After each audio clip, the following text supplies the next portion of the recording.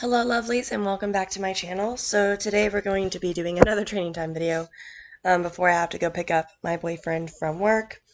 His car broke down, but it's fine.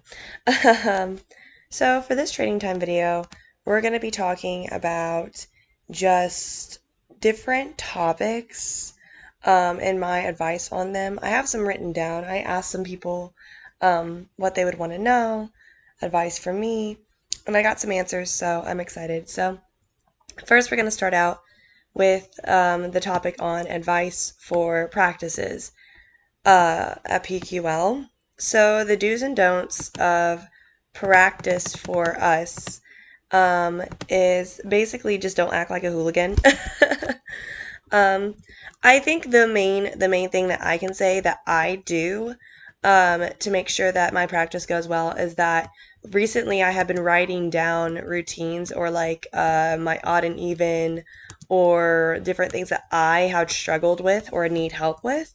And I write it down in a notebook and I just like it's just like a basic reminder. Like if I forget something, I can look over real quick and remember like a move that comes next or something.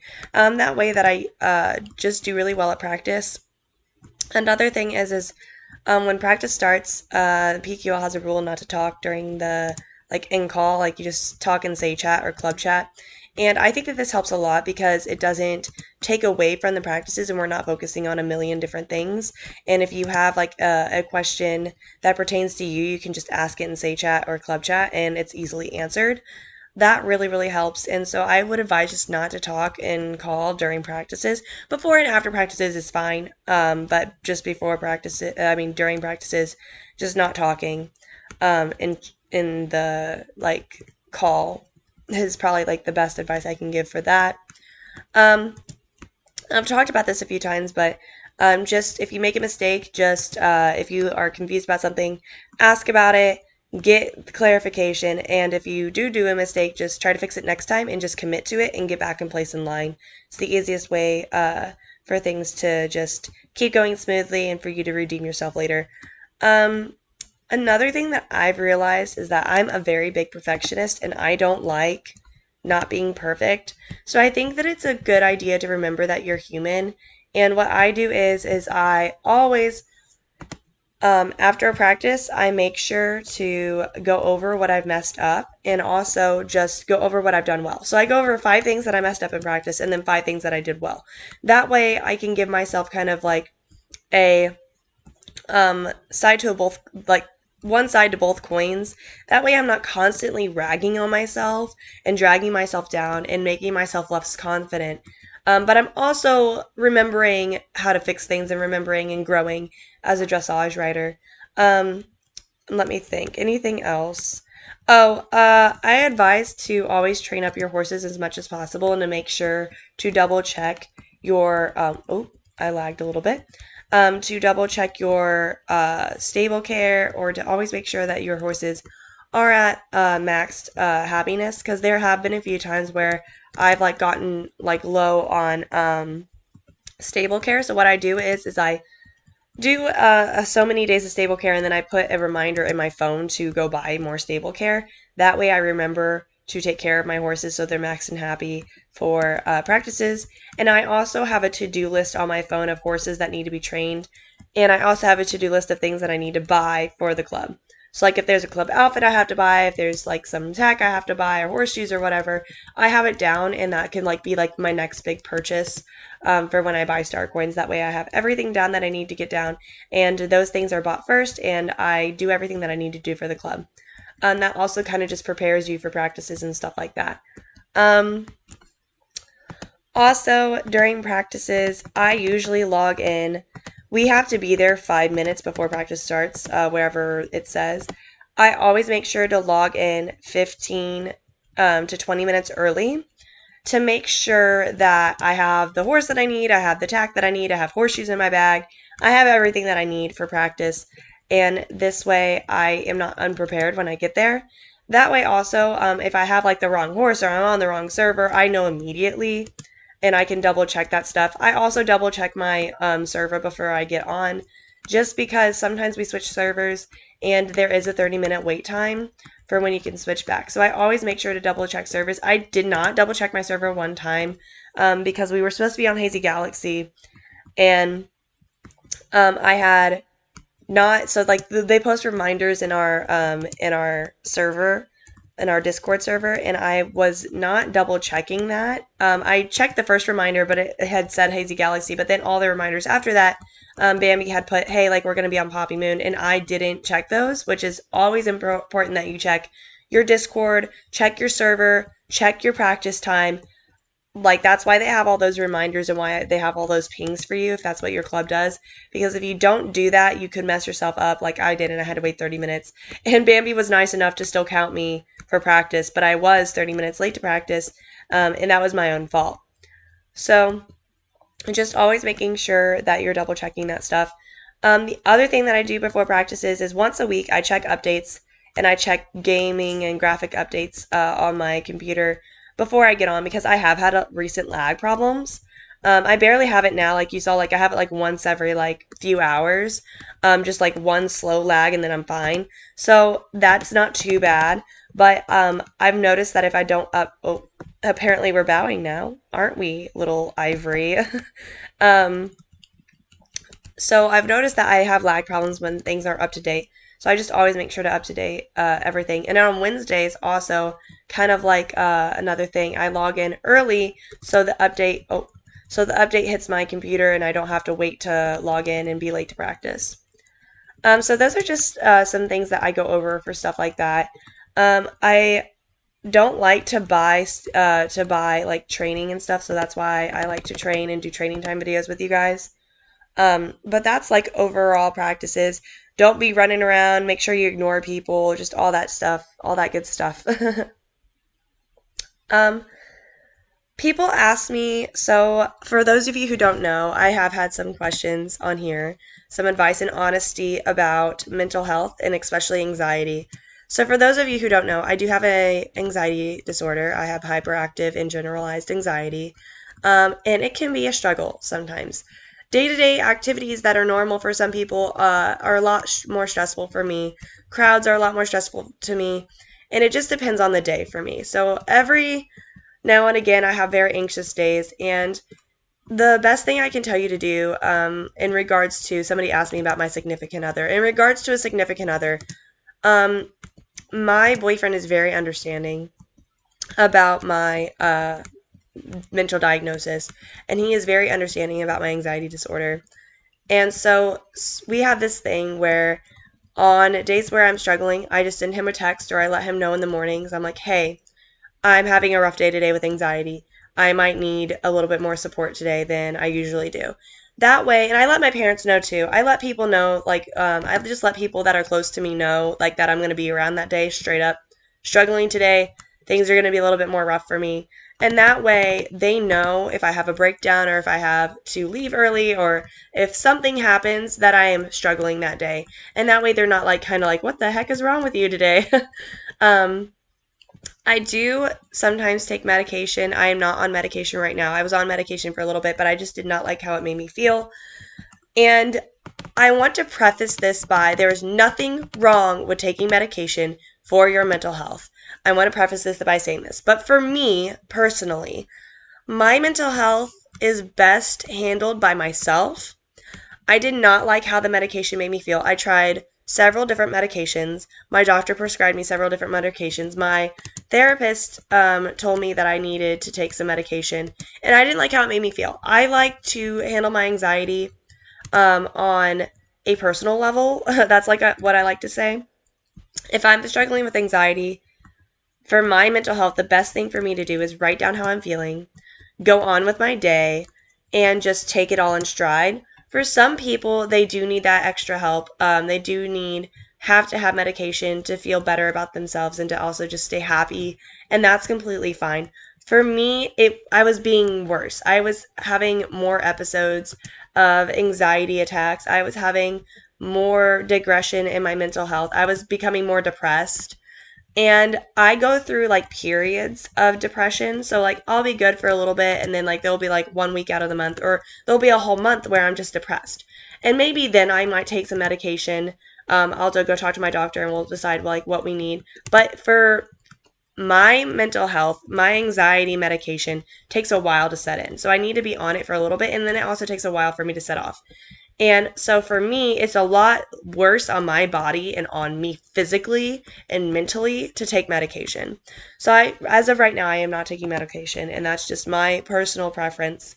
Um, so Furthermore, on mental health, the best thing I can say is communication and honesty. Communicating with the people that you live with, communicating when you have a problem with somebody. The worst thing for me is when something happens, some that type of problem happens with somebody, and we don't talk about it, because then I fixate on that and I worry about that and I stress about that for the rest of the week. I'll give you guys an example. There was this person at my sorority that I worked with, and we had a falling out, and we ended up having very bad communication with each other. And she ended up having her own problems and her own mental breakdown, and she ended up throwing something at me. And we had pushed off our talk and our communication so much so that we could not function with each other. Oh, there's Bambikins. Hi, Bacchanars. Hello. I don't know if she's AFK or what she's doing. I think she's training up her horse. Yeah.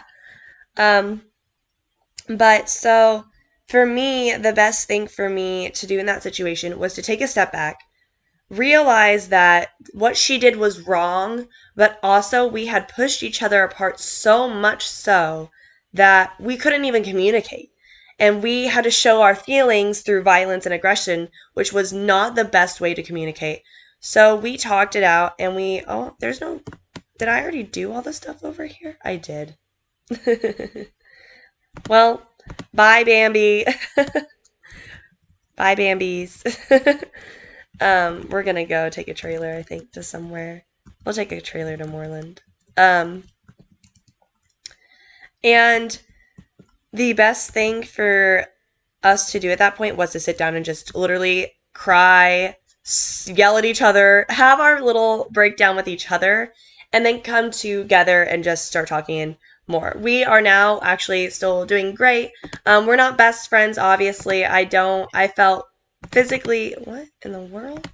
I felt physically like I couldn't be friends with her at that point because we had a physical altercation, which I've never experienced a physical altercation before. So I was okay, well, I guess we're just gonna not, okay.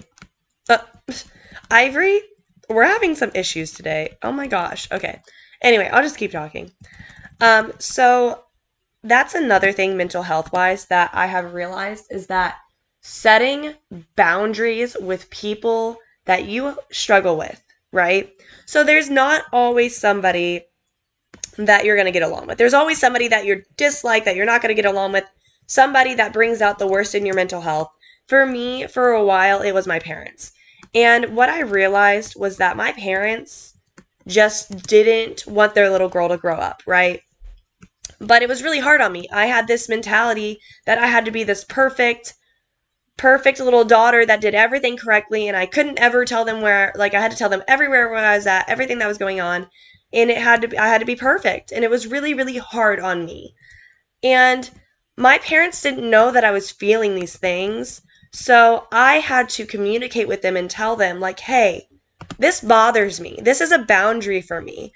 When you do this, this makes me feel upset. When you do this, my anxiety acts up and I have problems. And so after letting that person know the boundaries and letting my parents know like this was a problem for me, it was like an overnight like relief for me. And with setting boundaries with people, sometimes you have to set them several times. Sometimes people don't respect your boundaries. And when people don't respect your boundaries, you have to either set the boundary again, or you have to let that person know that you're not healthy. You guys are toxic for one another. You guys are not a healthy situation for one another. So that's a big thing for me, was setting boundaries with my job, setting boundaries with work, setting boundaries with even the club. You know, like sometimes I am so busy that I can't be there, and I have to allow myself mentally to be healthy And so I can't come to every single thing that happens in a week. My anxiety and my perfectionism inside myself wants me to. It wants me to go to every little bitty thing. I have to be at everything. I can't miss anything. And it stresses me out when I don't. But I have to allow myself to breathe and allow myself to have my mental health be more important and my happiness be more important than worrying about those things. And it takes a lot of growth. It took me a while to get to this point. I still have like moments where I still break down and I still have like bad anxiety, and that's okay. And letting myself know that it's okay to be selfish with my anxiety and it's okay to be selfish with my feelings and take care of myself was like a whole big thing for me. I put people ahead of myself all the time. I don't take care of myself and take care of other people every single day. And it took me waking myself up and being completely miserable, depression, anxiety, all of this stuff. And I want to preface this now by saying that there is a disclaimer here. I am talking about some hard things. I'm talking about depression. I'm talking about anxiety. I'm talking about suicide ideation. I will be talking about these things furthermore in this video, so if those things are something that you struggle for, this is a trigger warning for you, and I'm going to ask you to stop the video now. So, after that trigger warning, I got to a point where I didn't want to live anymore. And it took my boyfriend, it took my support system to sit there and tell myself that I was surrounding myself with toxicity. I was surrounding myself with toxic people. I was surrounding myself with toxic opinions and toxic ideologies of my anxiety. I thought I was a problem. I thought I was a burden. And that was a problem for me. Sorry guys, my phone rang. And so I realized at that point, with some intervention from my friends, my family, and my significant other, which would be Nathan, that I was not doing well and I needed to take care of myself. So I decided to be selfish. I quit doing the job that I was doing because it was too much for me. I cut down the amount of work that I was doing for classes. I took time to take care of myself. I cut out people in my life that have been in it for years because they didn't make me feel happy and they made me disregard myself and it made me a worse person. And it was hard. It was difficult. And I don't want to tell you guys that it's all rainbows and easy, and it wasn't easy. It was the hardest thing that I've ever done in my whole entire life, to take myself and dislike myself so much and to look in the mirror and not even recognize who I was and not love who I was. I disliked myself. I did not care about myself. And to sit there and not love yourself is one of the hardest things. And I struggled so much, and it took a while. It took a few months for me to get back to where I needed to be, and it takes longer for other people, and it takes shorter amount of time for other people. It's just who you are as a person and what you're struggling with and how you are in your life personally is what's going to determine how you struggle and how you go through taking those next steps to make yourself better. And I'm here to tell you that being selfish with your anxiety and taking what you need for yourself is completely fine. And if anybody has a problem with that, that's one of the people that are not good for you.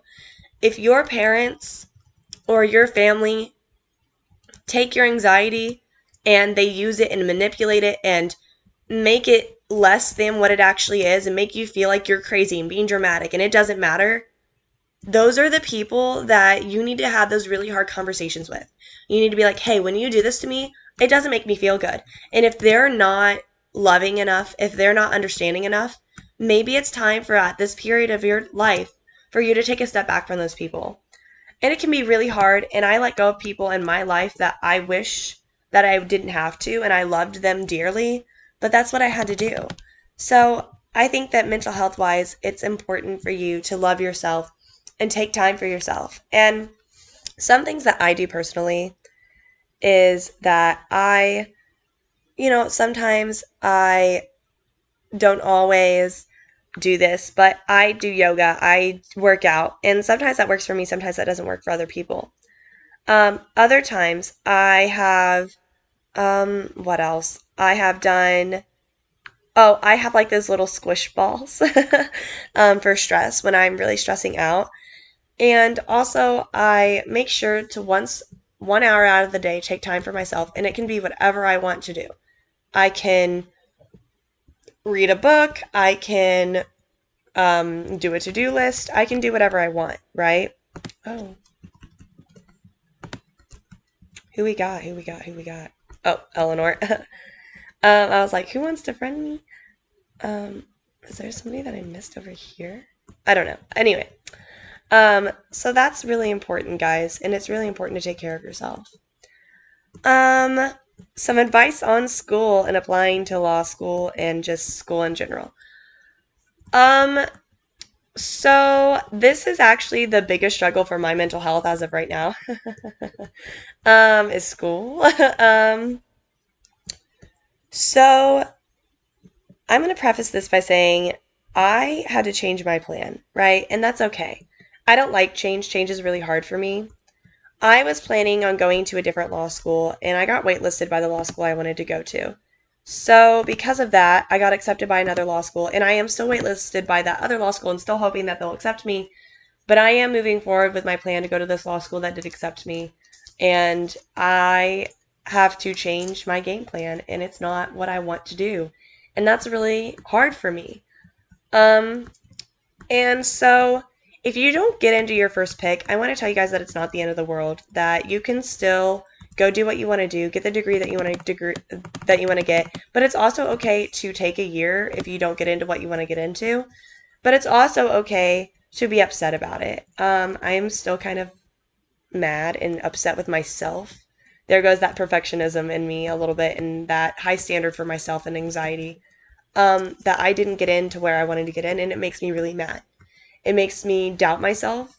It makes me really upset with myself, and it's not healthy.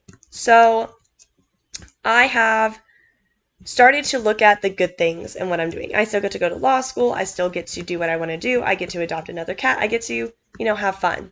So that's the best thing ever. With law school, it is really hard to apply and go through COVID. Save up your money now if you're applying to grad school. I spent about $3,000 applying to law school, and I'm still spending money now. Save up your money when you are younger. Save all the money you can for tuition, for applying, even for undergrad. That's going to help you in the long run, and I know that it's easier said than done, but it helps so much. My advice for classes is to go to classes. Don't start missing classes, because once you start missing classes, you're going to want to start missing all your classes, and you're not going to want to go anymore. And that's the easiest way for you to fail and drop out and not be able to do what you want to do. I did change majors after my first semester of undergrad. Changing majors can be really scary. If you don't know what you want to do, it is okay to go in as undetermined. And it's okay to take a break and to kind of figure out yourself. But for me, I knew what I wanted to do, but I was just scared to go and do it. I knew I wanted to do law. It was something that I thought about for a really long time. But since I was 3 years old, I told everybody that I wanted to be a vet. And so I kind of let that push me into, everybody expects me to do this, so this is what I have to do. But I have a needle phobia and I have a blood phobia, and that wasn't what I could do. So for me, once again, allowing yourself to do what you want to do, because you have to do this career for the rest of your life. It's you who has to do this, and it's you who has to be happy at the end of the day. So it is completely okay to change your major. It's hard, it's scary, but I promise you to do something that you're passionate about, even if it's not something that makes the most money. It's the best thing for you to do, and I stand by that. For classes, I always make sure to bring my laptop and a notebook. Sometimes for certain classes I want to write, sometimes for certain classes I want to type. So making sure that I do that. For school, for the every single week, I write out a to-do list for every single day of the week, and then I redo it on Sundays. That way I just know what's due, what's coming up, what I have to get done, and that way I'm not late on anything. I do have a monthly calendar that I look at occasionally. I do have a planner. Find a planner that's right for you, because I'm one of those people that'll start a planner, do it for a week, and then stop it. I found a planner that I really, really like, and that's really, really helps me. So if you're not a list maker, if you're not a planner, put it in your phone, put reminders in your phone. Stay on top of your stuff, be super organized, because as soon as you get unorganized, that's when things start to fall through. So that is my first honesty and advice with Zora. So we're going to stop it here because I have to go drive and pick up my boyfriend. But I hope you guys enjoyed this video, and thank you guys for tagging along. Bye, lovelies.